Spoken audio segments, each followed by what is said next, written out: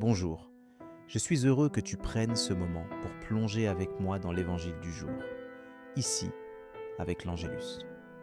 Aujourd'hui, nous allons explorer une parole de Jésus qui bouleverse nos manières de voir la vie et la réussite. Peut-être te poses-tu des questions sur ce qui te rend vraiment heureux, sur le sens de la souffrance ou sur la valeur de ce que tu traverses en ce moment. Il arrive à chacun de nous de se sentir mis à l'écart, incompris ou simplement en manque. Jésus vient éclairer ces zones d'ombre de notre cœur et te propose un autre regard sur la vie, un regard qui rejoint ta réalité là où tu es. Le thème central qui se dégage aujourd'hui est celui du bonheur authentique, ce bonheur qui ne dépend pas de ce que tu possèdes, ni de la reconnaissance des autres, ni même de ce que tu ressens à l'instant. Jésus vient poser un contraste entre ce que le monde considère comme une vie réussie et ce que Dieu considère comme une vie bénie. Peut-être as-tu déjà ressenti ce décalage, vouloir plaire à tout le monde, chercher la sécurité dans les biens, ou tout simplement vouloir fuir la souffrance. Et pourtant, Jésus t'invite à accueillir ce qui te semble parfois être un manque ou une faiblesse, car c'est là que se trouve la porte de la joie véritable. Approchons-nous ensemble de sa parole et laissons-la toucher nos vies. Nous allons lire Luc chapitre 6, versets 20 à 26.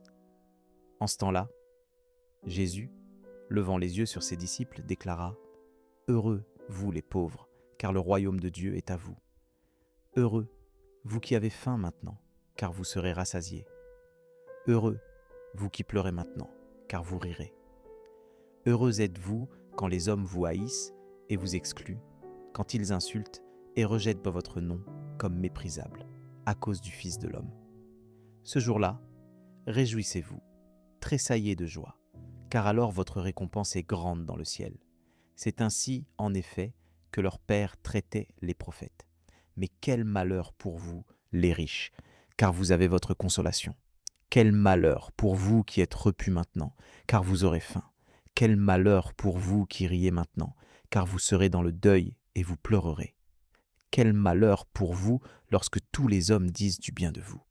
C'est ainsi, en effet, que leur Père traitait les faux prophètes. Jésus prononce ces paroles à un moment où il vient de choisir ses disciples, alors qu'il se met à enseigner les foules qui le suivent. Il ne s'adresse pas seulement aux gens heureux et bien installés, il regarde ceux qui souffrent, ceux qui pleurent, ceux qui sont rejetés.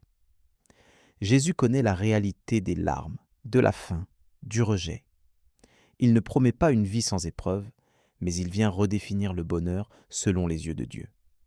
Jésus lui-même va vivre ce qu'il annonce, le rejet, la pauvreté, l'incompréhension, mais aussi la vraie joie et la victoire de l'amour.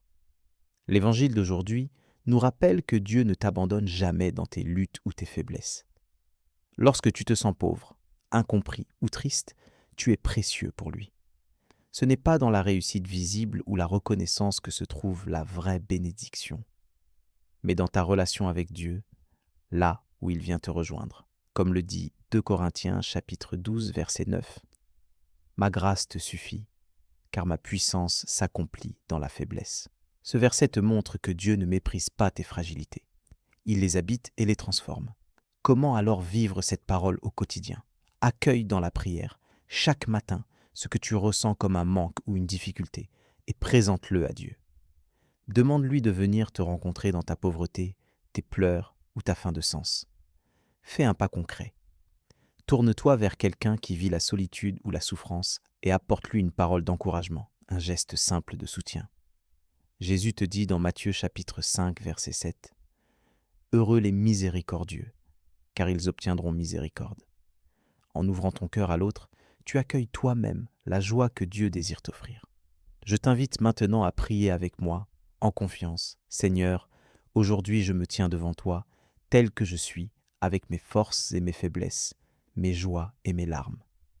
Merci pour ta parole qui vient éclairer ma vie et me rappeler que tu ne m'abandonnes jamais, même quand tout semble obscur autour de moi.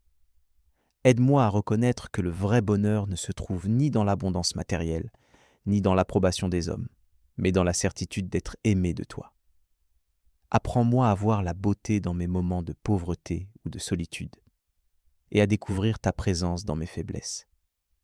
Donne-moi de ne pas craindre le regard des autres, mais de chercher avant tout la joie qui vient de ta main. Lorsque je traverse des temps de faim, de pleurs ou d'injustice, rappelle-moi que tu es là, tout proche, prêt à consoler et à relever. Seigneur, transforme mes tristesses en espérance et mes manques en lieu de rencontre avec toi. Mets sur mon chemin des personnes à encourager et donne-moi le courage d'apporter une parole de vie à ceux qui en ont besoin. Donne-moi un cœur simple, capable de se réjouir, même au milieu de l'épreuve, certain que tu prépares pour moi une récompense qui ne passera pas. Garde-moi de me laisser séduire par la facilité du confort ou de la popularité, et rends-moi fidèle, même quand cela me coûte. Apprends-moi à chérir l'authenticité plus que l'apparence, la foi plus que la reconnaissance, l'amour plus que le succès. Donne-moi de t'appartenir de tout mon cœur, humblement, chaque jour.